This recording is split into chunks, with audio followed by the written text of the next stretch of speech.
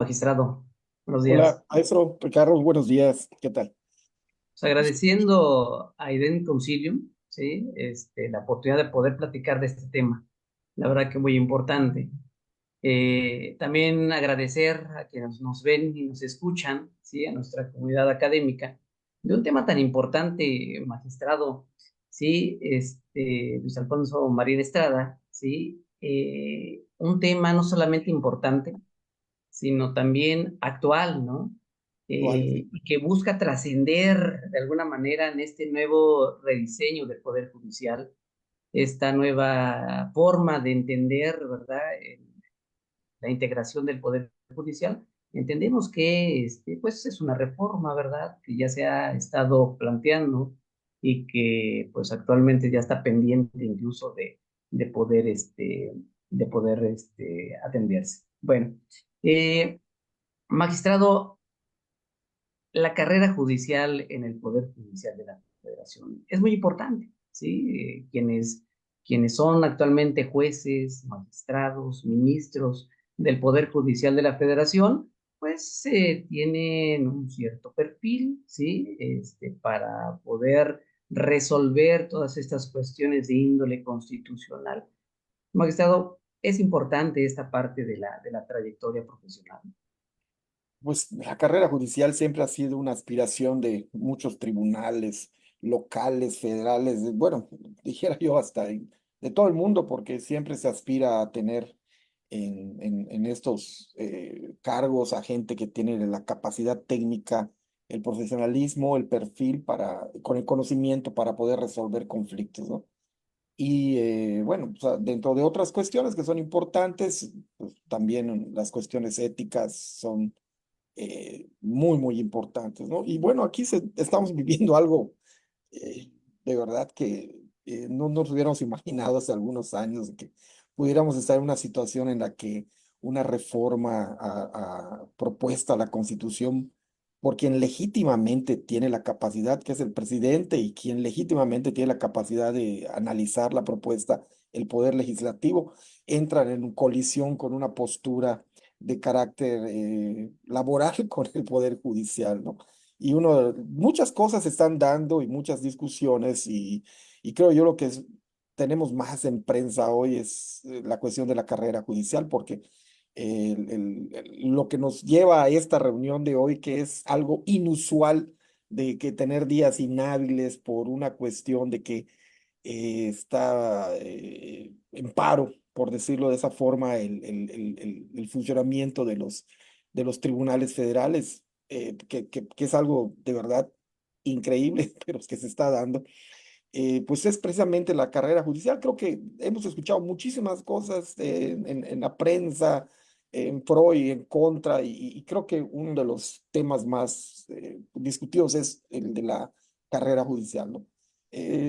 Ya hay muchas opiniones, yo creo que son opiniones que pues vamos a tener en pro y en contra, y vamos a escucharlas, a leerlas, pero que hasta que no se concrete la reforma, vamos a tener una cierta, pues, digamos, un cierto conocimiento concreto de lo que va a ocurrir, sobre todo que si hablamos de jerarquía de leyes, va primero la Constitución y después van a venir, pues lógicamente, el cambio a la ley orgánica, a la ley de amparo y tal vez a otras leyes, bueno, las que regulan la controversia y la acción de inconstitucionalidad también. Bueno, va a ser un cambio trascendental. Sí hay un riesgo de que pudiera verse afectada la independencia judicial. Pues, hay muchas voces que dicen que sí. Yo en lo personal creo que sí pudiera darse, sí, es factible.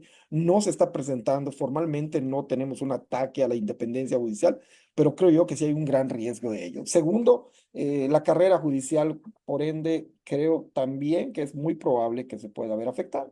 Simple y sencillamente, no voy a entrar en detalles para no desviar el tema de esta reunión, pero imagínense ustedes, ahorita totalmente el control que se ejerce para el nombramiento de magistrados y jueces lo hace un órgano de carácter administrativo en el Poder Judicial, que a diferencia de la Suprema Corte es el Consejo de la Judicatura Federal.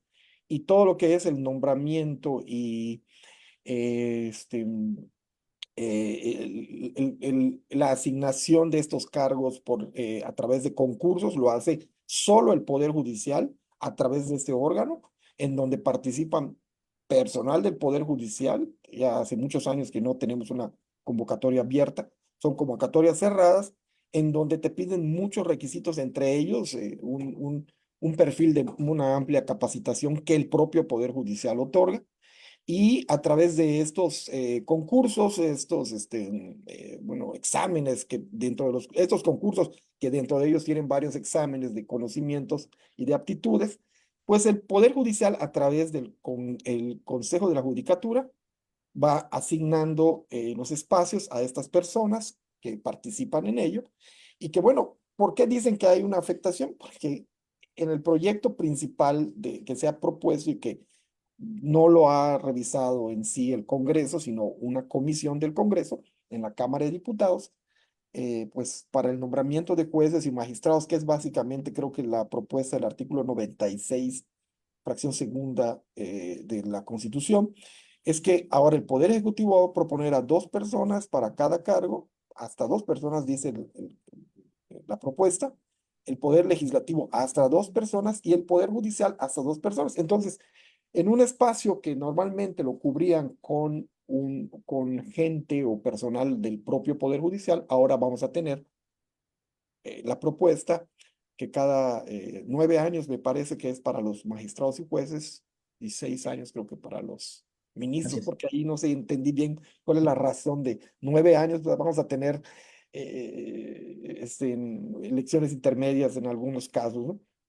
De jueces y magistrados, que digo, no me refiero tanto a los ministros, porque eso siempre ha sido un cargo donde la política siempre ha metido mano, porque es propuesta al presidente, a los senadores, pero en donde sí está el detalle es que se va a politizar.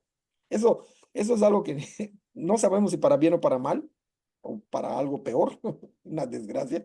Se va a politizar el área donde está la trinchera de los instrumentadores de la justicia, de la aplicación de la justicia técnica, o sea, los magistrados y los jueces, ¿no? Y bueno, ahí vamos a tener la injerencia de 2 poderes más en el nombramiento de estos cargos. Esto es lo que vemos en la superficie, porque todavía hay que ir desdoblando esto en las leyes federales. Sobre todo, la más importante que hay que atender mucho va a ser la ley de orgánica del Poder Judicial de la Federación. ¿Qué otros planteamientos hay que son importantes, trascendentes? Creo que jurídicamente los efectos generales que se suprimen para ciertas acciones de inconstitucionalidad, amparo, controversia, acción, y la creación de un órgano que va a partir en dos al Consejo de la Judicatura, que hoy ve administración y disciplina, y ahora va a ser un tribunal de disciplina de los juzgadores federales, un tribunal disciplinario y un órgano de administración. Entonces ahí vienen también las diferencias. Y claro, los ministros también, su nombramiento va a estar sujeto a la propuesta de 10 personas por parte del Ejecutivo, 10 el Legislativo, 10 el Judicial, y se van a seleccionar 9 personas que van a derivar también en una elección directa, ¿no? Es algo inusual, bueno, pues en el contexto de la división de poderes desde el derecho francés y americano y todo el constitucionalismo que nos viene de Europa a través de Francia y Estados Unidos. Pues bueno, o sea, la elección directa aplicaba para el caso de representantes populares, no para los juzgadores, pero bueno, eso tenemos. Ahora bien, ¿qué es lo importante que yo creo que hay que subrayar después de todo este comentario? ¿Qué pasa hoy? O sea, digo, estamos en una situación en la que está siguiendo el proceso legislativo y como señal de inconformidad, el personal de el Poder Judicial de la Federación ha manifestado su inconformidad y ha provocado que se inhabiliten días a partir del 19 de agosto. O sea, y aquí quiero hacer un paréntesis para que vamos a ir al contexto y al final lo vamos a concluir, pero quiero subrayarlo ahora para que no pierdan de vista. En materia fiscal tenemos impactos de autoridades desde 2 ámbitos, el amparo directo y el amparo indirecto. Y es muy importante considerar que para efectos del amparo indirecto, normas generales, actos y omisiones de autoridades administrativas, es decir, SAT, Infonavit, IMSS, ¿sí? Y todo lo que ellos emitan, sea dirigido a un particular, actos particulares, un acto de embargo, un congelamiento de cuentas, una liquidación, lo que fuere, o comentábamos con el maestro Ricardo, ¿verdad? De pronto, eh, la cédula digital, perdón, ¿cómo se llama Y maestro? se llama el cumplimiento positivo o negativo de Positivo, las negativo, obligaciones fiscales, ¿no? Que emite el SAT.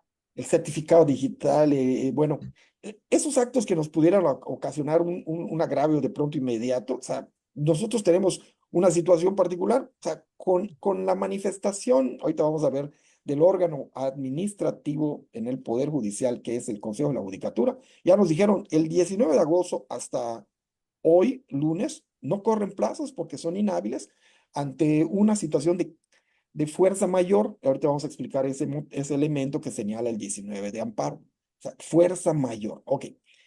Pero para el amparo directo, que se refiere a planteamientos que ya hicimos ante un tribunal contencioso federal o tal vez local, tratándose de contribuciones o actos administrativos de entidades federativas o inclusive municipales, pues ahí recuerden un efecto de la presentación del amparo directo y de la demanda que señala específica y claramente la ley de amparo.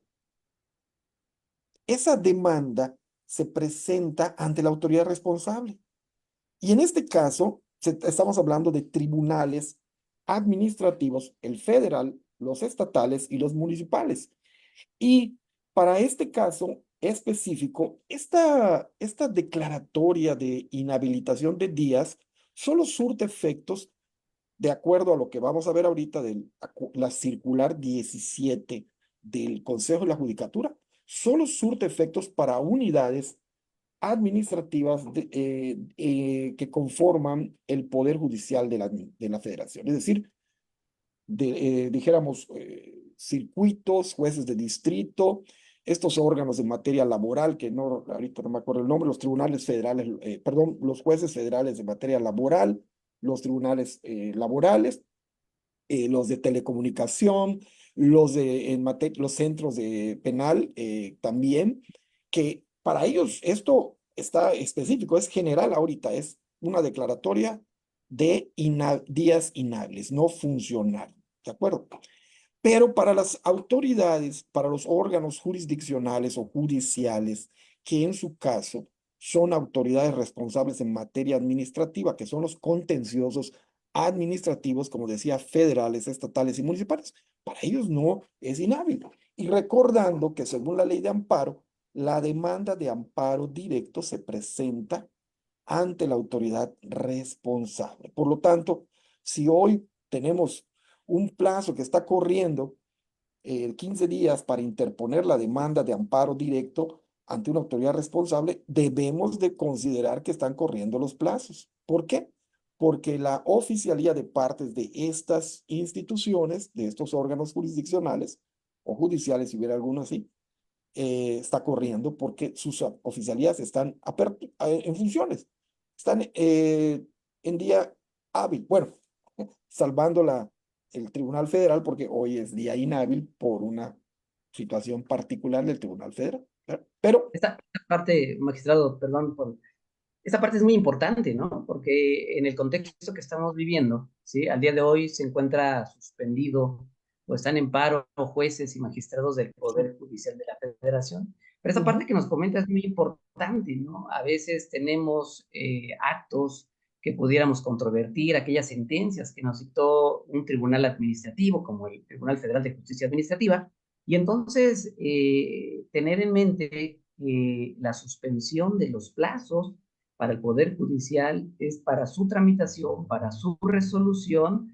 excepto ujú, los casos que muy bien nos ha venido señalando, lo que implica entonces que los plazos para interponer estas demandas de amparo directo, como bien nos lo señala, a través de la oficialidad de partes, a través del Tribunal Federal de Justicia Administrativa, continúan surtiendo efectos.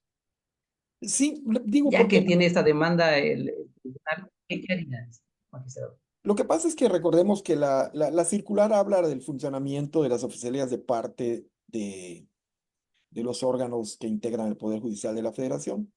Y cuando nos referimos específicamente al amparo directo, aquí hay una situación particular que no toma en consideración esa circular, de que los plazos para el amparo directo corren de acuerdo a los días hábiles de las autoridades responsables. Porque recordemos que las autoridades responsables, como los tribunales administrativos, hacen realizan una certificación cuando reciben la demanda de amparo en su oficialía de parte, toman nota de la fecha de notificación de ese acto, que es la sentencia definitiva dictada en el contencioso, y además hacen un cómputo de plazo de día inhábiles de ese tribunal, de esa autoridad responsable. Y esa certificación en donde definen día de notificación, fecha de notificación, días inhábiles y, perdón, y en la fecha de presentación de la demanda de amparo en su oficialidad de partes, realizan el certificado de días inhábiles entre ambas fechas, el de la notificación de la sentencia y el de la presentación de la demanda de amparo en contra de esa sentencia. Certifica el funcionario competente del tribunal y remiten, porque recuerden que la autoridad responsable solo recibe la demanda de amparo, no se pronuncia respecto de su procedencia, tramita, si se diera el caso, la suspensión solicitada por el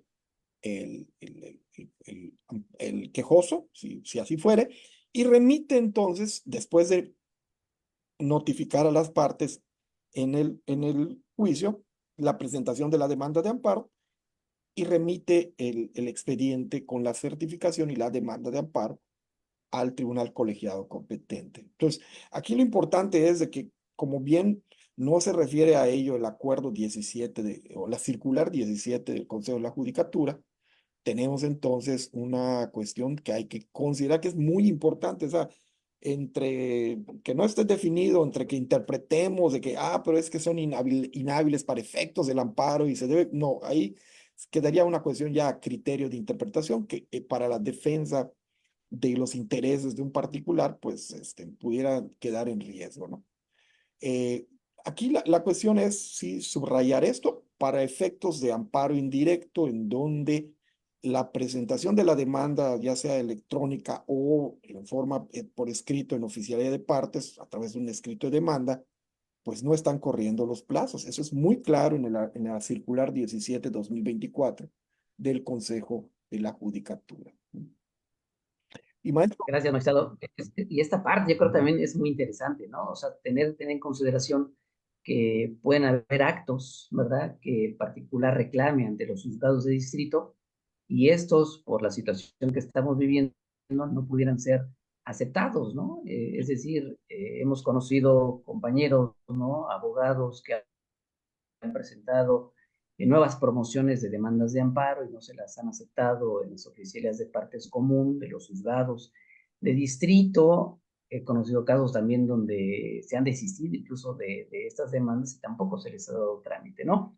Aquí, esta parte que nos comenta de esta circular que ha emitido el Consejo de la Judicatura Federal, pues también establece, ¿no?, algunos lineamientos y excepciones a través de los cuales el particular sí puede presentar promociones. El sí, Poder sí, claro. Judicial, a través de los juzgados de distrito, están obligados a atenderlos, pero son esos llamados urgentes, ¿no? Entonces, ¿cómo distinguir, magistrado, esos actos urgentes? Entendemos que bien lo apuntaba, entra dentro de la discrecionalidad del juzgador, pero como cuáles pudiéramos decir, este es un caso urgente porque para el justiciable, al momento de que accedemos al Poder Judicial de la Federación, pues consideramos que nuestro acto es urgente, ¿no? Bueno, entonces nos hemos dado cuenta al día de hoy que hay casos urgentes y casos que no pudieran tener esta naturaleza. ¿Cómo poder identificarlos, Bueno, magistrado? digo, hay un poquito de contexto nada más. Recordemos que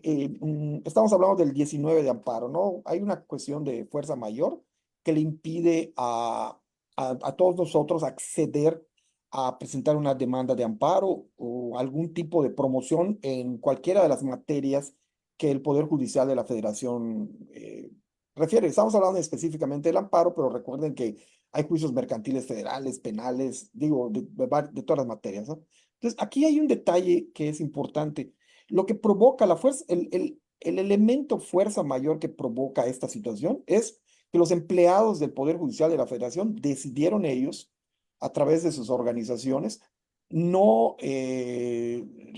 desarrollar sus labores en el día 19 de agosto, que fue el lunes de la semana pasada, y esto lo hicieron por una manera de protestar por las reformas propuestas, ¿no? Y aprobadas por una comisión de la Cámara de Diputados. Ni siquiera es ley todavía aprobada, pero bueno, es la propuesta. Bueno, el Consejo de la Judicatura reacciona ante ello porque se sabía que el miércoles 21, 19, 20, 21, una asociación de magistrados y jueces federales, UFET, algo así, también ya había acordado iniciar un paro de labores a partir del miércoles 21 a primera hora. Los trabajadores administrativos jurisdiccionales se anticiparon y lo hicieron el lunes. Entonces, esto ocurre en un marco en el que lo hacen los trabajadores, no fue la Suprema Corte ni el Consejo de la Judicatura, que hubiera sido grave que lo haga, ¿verdad? Pero bueno, como institución, sino que lo hacen por las regiones en que está dividido el Poder Judicial en todo el país, que son los circuitos.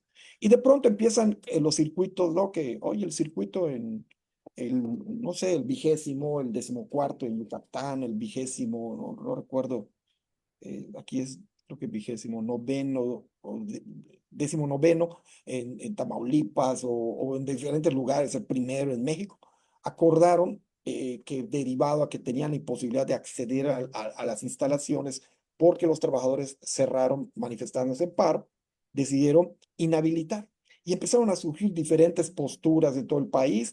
Entonces, lo que hizo el Consejo de la Judicatura toma conocimiento de ello y dice, oye, ya me di cuenta que en todo el país hay situaciones irregulares en las cuales los trabajadores en paro no permiten el acceso a las instalaciones y esto provoca que tengamos una incertidumbre en cuanto a qué ocurre con los plazos y con los eventos, con los actos, audiencias o que tiene todo el país pendiente de resolver en trámite ante el Poder Judicial de la Federación. Y básicamente lo que confiere a nosotros es, bueno, en materia fiscal tal vez sí la situación importante es la presentación de la demanda, ¿verdad? No estamos vinculados tanto a audiencias, es raro, ¿no? Pero digamos algún desahogo de prueba, una pericial o un término para una pericial o para una ampliación de demanda o para regularizar una demanda, bueno, lo que fuere.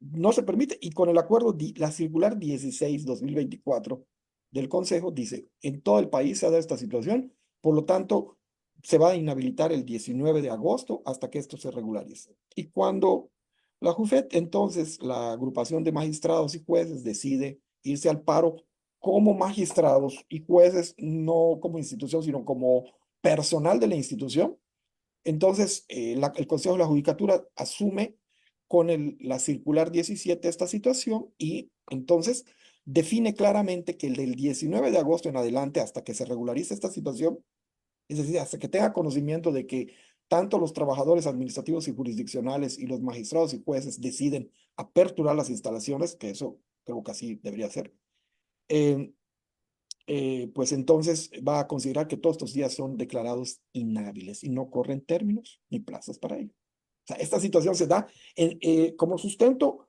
para definir una cierta certidumbre hacia nosotros que somos los usuarios de, de la judicatura, es el de inhabilitar estos días en que ocurre toda esta situación increíble, Sí, difícil de claro. creer. Sí. Entonces tenemos dos, básicamente, en términos del artículo 19 de la ley de amparo, en términos de la ley orgánica del Poder Judicial de la Federación y de las facultades y competencias que tiene el Consejo de la Judicatura, se inhabilitan en todo el país estos días inhábiles. Perdón, vi que alguien levantó la mano hace un momento, pero ya no. Déjeme a ver si no tenemos preguntas. Mauricio, Fui yo. Adelante, Mauricio, por favor. Sí. Es que supongo que uno de los actos en los que también se refería era la cancelación de sellos, ¿no? Cancelación de sellos digitales. que pueden tener ahí cierta situación de extrema urgencia por el daño que puede provocar eso. La afectación Así va. es. Y a lo mejor sería una de las causas de fuerza mayor, ¿no? Era lo que... Eh, eh, Ahorita vamos a hablar de ello porque fíjese que aquí, Mauricio, algo muy importante es que la regla general es que el artículo 19 nos dice qué días son inhábiles. Y ya sabemos nosotros sábados y domingos y ciertos días del año que, Sí, pues, sí. digo, ese día no lo voy a computar para presentar mi demanda. Y yo sé que, por ejemplo, ciertos juzgados, pues en materia administrativa, que son normalmente los jueces mixtos en todo el país de amparo y otras materias, ante ellos Ujú. presentamos nuestras demandas, ¿no? Pero Sí, sabemos que esos días inhábiles ellos no aperturan sus oficialías y para nosotros no cuentan, ¿no? Y ahorita hay una regla excepcional que dijéramos que tiene un carácter general, que es todo está cerrado. O sea, no corren plazos para ninguna de estas materias, ¿no? Y de pronto surgen reglas excepcionales, como decía el maestro Sánchez, ¿no, maestro? Artículo 22, todo lo que afecta la integridad, de la vida, la libertad, o sea, todo eso es materia, dijéramos, distinguido desde la Constitución en el artículo 22 y sí, 19 como claro. algo especial. Entonces, eso va a haber funcionarios judiciales, jueces y magistrados en sus unidades, en sus órganos, que van a estar, van a tener guardias para percibir cuando llegue un tema de estos, se le dé el trámite. O sea, inclusive, no sé si vieron ustedes en algunas cuestiones ahí creo que en algún programa de noticiero llegué a ver a un magistrado y su secretario acordando en la calle, en un escritorio, precisamente una de estas situaciones urgentes. Y tenemos reglas que aplican en esta excepcional situación de estas circulares 16 y 17, donde nos señalan, refiriéndose, no vamos a entrar mucho a detalle para no llevarnos mucho tiempo en ello, pero específicamente les comento eso. Artículo 22, cuestiones en donde la vida y la libertad, extradición, todo lo que tenga que ver con la expulsión del país, por ejemplo, incomunicación, desaparición forzada, por ejemplo. O sea, todo eso son temas que le ponemos un título. Es urgente y tiene que haber un canal que me permita a mí el acceso al amparo o a lo que yo tenga que tramitar en relación con ello. Las cuestiones también que tengan que ver con el derecho penal, es decir, privación de la libertad y sabemos que hay vencimientos de plazos, inclusive los plazos en esa materia no se manejan como en la materia administrativa, ahí son de momento a momento y Sí, los de jueces acuerdo. tienen que correr, ¿no? Ok. Esos ya los tenemos aparte. A esto le vamos a sumar otra situación, todo lo que es derecho familiar con menores de por medio, menores de edad y como situación de urgencia, todo lo que tenga que ver con menores.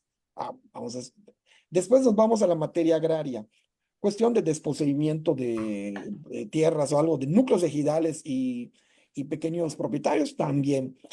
Materia laboral, todo lo que sean conflictos colectivos. Esa, pongo entre paréntesis, huelga. Oye, hay que darle trato urgente. Y por ahí se me está escapando algún otro, agrario, laboral. En materia administrativa, lo enfocado a la salud también. Temas de salud. Ese tema muy interesante, que seas nada más salud, y salud es administrativo. Así es, Todo así lo que es. tenga que ver con una situación tal vez de alguna cuestión de, no sé, me viene a la mente salud, yo siempre pienso en COFEPRIS, que es el- Sí, la o autoridad negativas de atención con mayor poder y en también determinado momento. relación con alguna distribución de medicamentos, alguna situación de atención, así, cuestiones excepcionales, ¿no? Sí, Pero sí. bueno, acá, Claro. acá estamos en que lo general y lo que aplica para nosotros en materia fiscal, no encontramos un nicho donde podamos colocar esta situación. Entonces, nos vamos a una regla excepcional de la regla general de esta situación en particular. ¿Cuál es? Acreditar una situación extraordinaria de urgencia y esto lo vinculamos en materia administrativa y fiscal pues, a una cuestión que nos pueda provocar a nosotros, en los particulares, una violación de derechos humanos vinculada a un acto de autoridad que provoque un daño irreparable. Eso sería lo único que pudiera aperturarnos la puerta a nosotros para llegar y decirle al juez o al magistrado, oye, quiero presentar una promoción, es urgente porque me puede provocar un daño irreparable. Y ahí pues platicamos con maestro Sánchez, ¿verdad? Pues esto de los sellos digitales, el certificado de sello digital, Y, que y esa parte creo también es interesante, magistrado, porque a veces nosotros en la práctica, ¿no? Promovíamos juicios de amparos indirectos, ¿verdad? En contra de aquellos actos que considerábamos que por su rapidez el tribunal, el Poder Judicial de la Federación los atendía exactamente, valga la redundancia, atendiendo a estas características de urgencia, ¿no? Entonces, el día de hoy es una realidad, están cerrados, se han establecido de manera muy clara excepciones en estas circulares 16 y 17, pero respetando la naturaleza del Tribunal Administrativo, magistrado del Tribunal Federal de Justicia Administrativa, ¿sí? Un poquito lo que comentaba ahorita, el tema de la urgencia, ¿no? Tenemos contribuyentes que les han restringido los sellos digitales, hay contribuyentes que no pueden ahorita atender de manera específica a sus proveedores. ¿Por qué? Porque entran al portal del SAT y advierten que tienen un cumplimiento negativo de sus obligaciones fiscales, lo que implica entonces que incluso no pueden atender o hacer frente a obligaciones que derivan del REPS, porque tengo que tener el cumplimiento positivo del Infonavit, del IMSS, del SAT, ¿no? Y pues, no obstante, ya realicé mi actividad frente a la administración tributaria, ya hice mi aclaración correspondiente, pero han pasado en exceso el plazo que establece el Código Fiscal de la Federación y no obtenemos ninguna respuesta favorable, lo que motivaba en consecuencia que el particular promoviera un juicio de amparo indirecto, ¿no? ¿Qué pasa, magistrado, en estos momentos? ¿Pudiéramos promover algún juicio contencioso administrativo, insisto, atendiendo a la naturaleza de que se promueve en contra de resoluciones definitivas, pero un poquito buscando el tema de la suspensión, porque muchas veces este tipo de actos, el congelamiento de las cuentas bancarias, su aseguramiento y esos dos actos que hemos venido refiriéndonos, pues de alguna manera limitan el ejercicio de la empresa, ¿no? O del contribuyente en sí. ¿Cómo pudiéramos también acceder a esta impartición de justicia, ¿sí? A través del Tribunal Administrativo, a través del Tribunal Federal de Justicia Administrativa, bueno, pues ahí, magistrado? ahí ya hay un camino andado, ¿no? Yo creo que desde hace algunos años muchos contribuyentes han podido salvar el detalle. Recuerden ustedes que hubo una reforma hace unos años que definió claramente, no una reforma, un criterio de interpretación, perdón, en el PAE, de que dijo, oye, el PAE es procedimiento y no todo es impugnable. Pero hay cuestiones que han salvado este punto en el sentido de que precisamente por el hecho de la naturaleza y alcance de los efectos jurídicos de ciertos actos administrativos, se considera que, pues, aun cuando no son definitivos, pues pueden ser impugnados en el juicio contencioso. Pues un embargo de cuentas bancarias, por criterio de la Corte, ha dicho claramente eso no es definitivo, no debiera ser impugnable directamente, pero se va a admitir la demanda por la grave violación y por la afectación, y la justificación es precisamente que es un daño irreparable. Entonces, ahí ya tenemos un criterio de la Corte que nos puede servir en el contencioso para pretender justificar. Recuerden, estamos hablando en un plano de las suposiciones, porque esto queda a criterio de los jueces federales y magistrados. Si yo tengo un amparo indirecto en donde yo quiero decir, yo considero, porque acaban de congelar mi cuenta de pago en nómina y pues yo tengo una carga de nómina, pues tengo 500 trabajadores, imagínense la gravedad del asunto. Pues yo voy y le voy a decir al juez y tengo que justificarlo porque así lo dice el acuerdo 17, señala que tenemos que justificar en este caso, la urgencia de la medida que requiramos, o más bien del planteamiento del amparo. Yo creo que esto sería un caso, para mí, un puente en el cual podemos sujetar a una situación de emergencia, de el daño irreparable que provocaría el embargo de una cuenta bancaria por parte de una autoridad administrativa o fiscal. Administrativa, porque recuerden que puede ser la UIF también. Fiscal, porque puede ser el SAT, puede ser el IMSS, puede ser el Infonavit, una Secretaría de Finanzas estatal, una tesorería municipal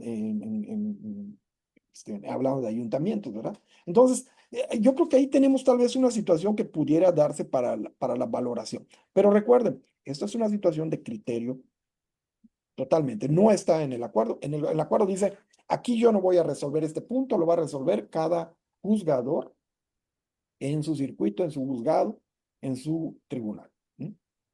Lo que Pero sí, implica, yo creo que magistrado, eso es un puente. sí, perdón, magistrado, lo que implica entonces que el promovente del amparo o el promovente de la demanda tendría que justificar Sí, exactamente pues, estos elementos de importancia, sí, ¿no? sí, sí. Es decir, si bien es cierto en este tipo de circulares que ha emitido el Poder Judicial de la Federación a través de su consejo, pues señala que se debe de atender esas circunstancias, ¿no? Bueno, si es a la discrecionalidad en algún momento por parte de los jueces federales, pues yo creo que también es una tarea de nosotros, ¿verdad? Como quejosos, como abogados, como contribuyentes, justificar exactamente que nos encontramos en los supuestos de excepción para entonces lograr que puedan atenderse como asuntos urgentes, ya sea ante el Poder Judicial de la Federación o bien, como Sí, bien lo señala, encontrar esas vías, buscando esos criterios que pueden ser de alguna manera, que nos pueden ayudar, ¿verdad? A nosotros como promoventes o al tribunal en el caso de que admitan y sustancien este tipo de procedimientos y lograr que se puedan obtener de inicio alguna suspensión para aminorar pues estos actos de autoridad de los que se duele el contribuyente, ¿no, magistrado? sí, hoy por hoy, la verdad que para la cuestión de estos acuerdos circulares emitidos por el Consejo, pues es muy claro de que la materia administrativa y fiscal no están dentro de las excepciones que deben de admitirse, recordando de que los tribunales y jueces federales que resuelven amparo, pues están en una situación particular inhabilitados para funcionar. O sea, se decretó días inhábiles, lo cual significa que no deben de ejercer sus funciones. Para ello, saca las excepciones que dijimos hace un rato y que comentamos, y ahí no está la materia administrativa. Hablando de administrativo, todo lo que tiene que ver en contra de autoridades administrativas y fiscales, ¿no?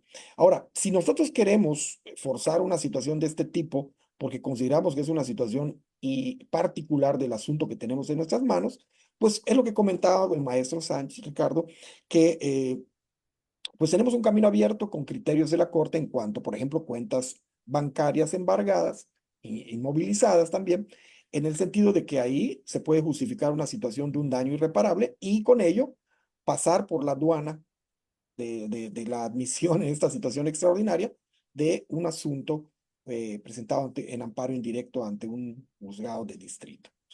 Ese es un ejemplo de ello. O sea, puede haber otros ejemplos, claro. O sea, hay actos de autoridades administrativas y fiscales que pudieran provocar daños irreparables, digo, de acuerdo a la naturaleza.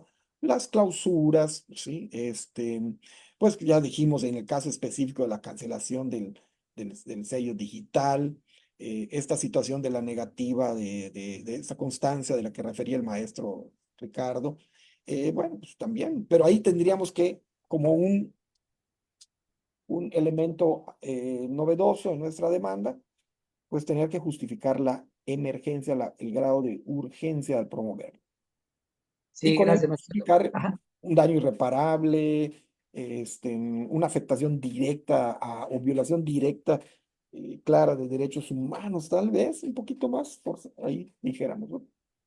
Esa parte es interesante, ¿no? O sea, el Poder Judicial, ¿no? Encargado constitucionalmente para velar, pues, o evitar esta violación a los derechos humanos, los derechos fundamentales. Eh, Se pensó, como bien usted lo decía al principio, sin entrar más allá de la polémica política, ¿sí? En atender, pues, a cuestiones, especialmente en materias como la penal, ¿no? Por eso es que dentro de estos acuerdos no se encuentran como excepciones la materia administrativa o fiscal. Sin embargo, es paradójico, ¿no? Que siendo esta materia, la penal, especialmente la que motiva de alguna manera pues esta reforma, es, conforme nos lo ha venido comentando, las excepciones, ¿no? Es decir, el Poder Judicial de la Federación, en esos casos, en materia penal, en materia laboral, en algunos casos, en materia de salud, Área. en materia de energía o de servicios específicos como el agua o la luz, pues se está atendiendo, ¿no? Entonces, lo que implica que el Poder Judicial de la Federación continúa su actividad en estos rubros que, insisto, que probablemente fueron los que motivan de alguna manera la reforma en materia judicial, magistrado. Sí, sí, sí, así es. Tenemos allá, pues sí, que la situación específica para nuestra materia, el administrativo y fiscal, no está considerada como de las excepciones para poder ejercer nuestros derechos en amparo en esta situación inusual y extraordinaria que se ha provocado por el paro de labores.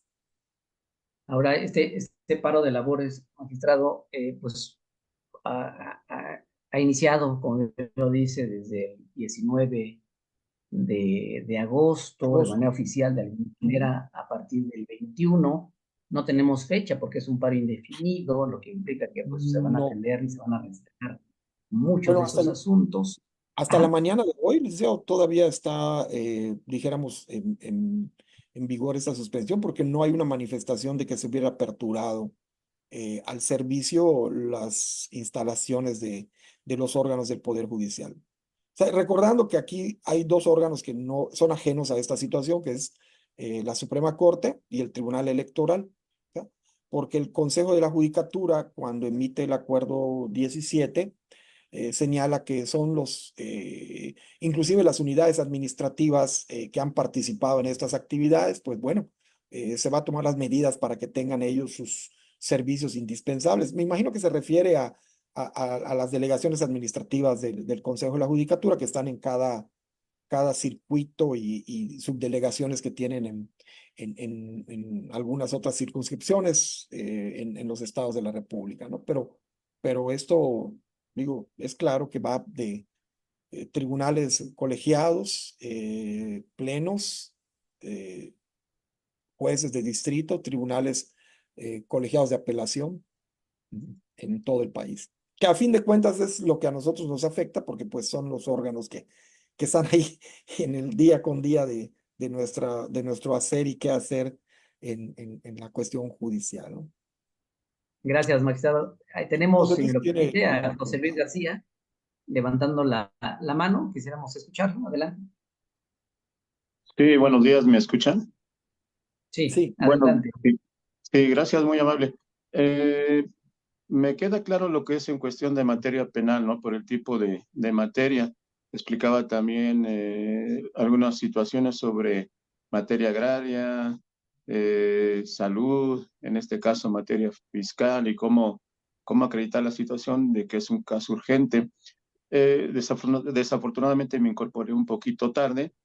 Y explicó también la cuestión sobre el amparo. Bueno, estaban comentando sobre materia, el amparo directo y amparo indirecto. No sé si pudieran otra vez comentarlo así brevemente. sí, como no. Eh, Además es muy importante reiterarlo.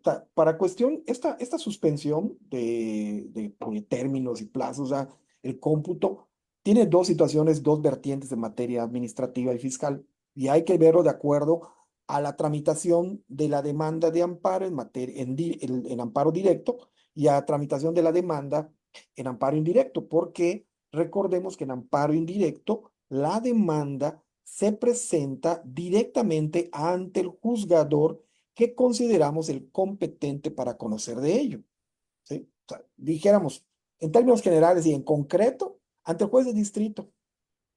¿Sí? O sea, yo tengo una situación de un congelamiento de cuentas, de mi cuenta bancaria, una cancelación de mi sello digital y mi demanda de amparo, que es una demanda de amparo indirecto porque va dirigida a un acto de autoridad, lo presento ante un juez de distrito.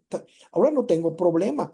A partir de que yo tengo conocimiento porque me notificaron la cancelación del sello o el embargo de la cuenta bancaria o el congelamiento de la cuenta bancaria, yo tengo 15 días contados a partir del día siguiente de que surte efectos la notificación de ese acto administrativo o fiscal.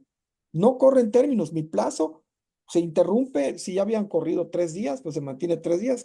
Y cuando el Consejo de la Judicatura avise o notifique a través de una circular, seguramente lo va a hacer, de que se levanta la suspensión de plazos y que ya los tribunales y juzgados están funcionando normalmente, Entonces, ahí empieza de nueva cuenta a correr mi plazo de 15 días y 4, 5, 6 en adelante. Pero para el efecto de un amparo directo, no estamos en la misma situación porque quien recibe la demanda de amparo, el lugar donde el agraviado, el quejoso va y presenta su demanda de amparo, es en la oficialía de partes de la autoridad responsable.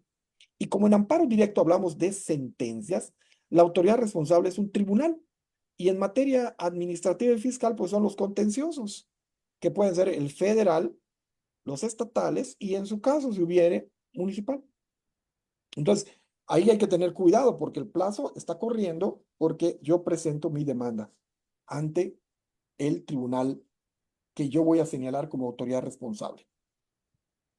Es la distinción que Gracias. hicimos en un principio. Qué bueno que lo pregunta José Luis porque hay que reiterarlo y aclararlo. O sea, esta es una situación que no está claramente en el acuerdo, es una cuestión de interpretación de la ley. Y si bien nos dicen, oye, no corres tus plazos, pero no hay que dejar nada a la discreción, siempre hay que asegurar. Gracias, Gracias, muy amable magistrado. por su comentario. Gracias. Gracias, José Luis. Tenemos a José Luis Rubio también, levantando la mano adelante. José Luis. Hola, ¿qué tal? Buenos días a todos. Buenos Eh, días.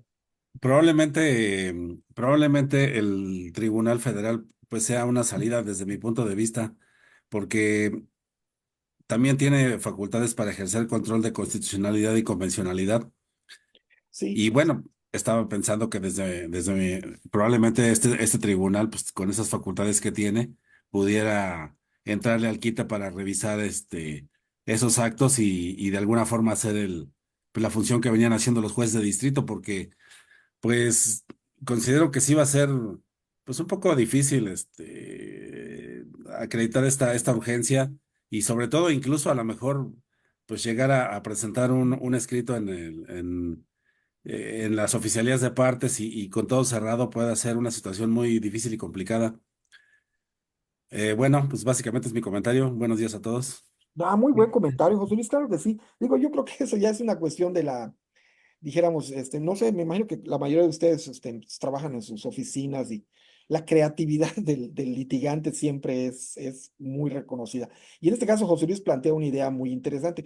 Claro, ahí uno tiene que, digo, en experiencia de cada uno de ustedes, ¿verdad? Yo ahí sí lo respetaría en sus puntos de vista. Hay quienes, yo he escuchado mucho esto en la academia y entre compañeros y amigos míos conocidos que litigan y esto es lo grave de esta situación, porque siempre dicen, oye, en la vía ordinaria no puede ser ahorita porque tengo urgencia, emergencia, y casi siempre está esa idea en el ámbito de la defensa de que la vía amparo es siempre más rápida. No es la especial, porque el contencioso es el especialista en la materia, pero sí cuando menos hay como una idea, ¿no? No sé si estoy mal, pero yo tengo esa sensación al platicar con litigantes que la vía del amparo es mucho más rápida y siempre hay una situación que es muy importante a considerar. La visión del juzgador federal de amparo es mucho más protector en el aspecto de derechos humanos que a un tribunal administrativo que en cierta manera tiene una visión más concreta, directa con la legalidad. Claro, hay un compromiso dispuesto en la Constitución, dispuesto en el criterio de interpretación del artículo 133 de la Constitución, que los jueces ordinarios tienen que velar por el respeto a la Constitución a través del control difuso. ¿Sí? Y hay un camino andado, ya tenemos 10 años con este tema, pero qué buen planteamiento de parte de José Luis, aunque bueno, esto ya queda cada quien a criterio de cada uno de ustedes, de que nos vamos en la vía ordinaria planteando una cuestión de constitucionalidad. O bueno, en cierta manera tendríamos que esperarnos a hacerlo a través de la vía del amparo, porque recuerden ustedes, la naturaleza del amparo de por sí es extraordinaria. Es un juicio con reglas específicas que van encaminadas siempre a lo más ligero y más rápido para resolver, ¿sí? Es Sí, por eso muchas que gracias. esta reforma, que perdamos esa situación. Muchas gracias, José Luis. Muchas gracias, magistrado. Sin duda, ¿verdad? Vamos a esperar, ¿no? Esperemos que no se prolongue este paro, ¿no? Pero yo creo que, bien decía José Luis, yo creo que muchos, y yo creo que me voy a apuntar ahí, magistrado, vamos a buscar, pues, de alguna manera ese camino, ¿no? Para poder obtener de alguna manera una resolución por lo menos suspensional, pues que permita, ¿verdad?, aminorar los efectos de algún acto de autoridad, Claro, de alguna emisión de algún oficio que pudiéramos considerar violatorio de derechos fundamentales y sí, que, sí, sí. con esta salida de la interpretación, pues el tribunal pudiera resolver, ¿no? Claro, hay algo muy importante que dice José Luis y que hay que tomar en consideración, tanto en el amparo como en el contencioso, tenemos medidas cautelares, pero la verdad, yo creo que el camino hecho por los jueces federales en ese tema es muchísimo más amplio que el del propio tribunal, ¿no?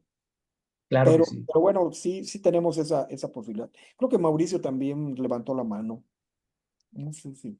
Sí, sí, gracias, Mauricio. magistrado. Y también digo aquí, la opinión de los dos sería muy, muy valiosa en ese sentido, pero en uno de estos casos extremos, digo, no sé si sería tal vez muy arriesgado el intentar la revocación, porque ahí vas directamente con la autoridad, entonces, pues, difícilmente te lo concedería, ¿no?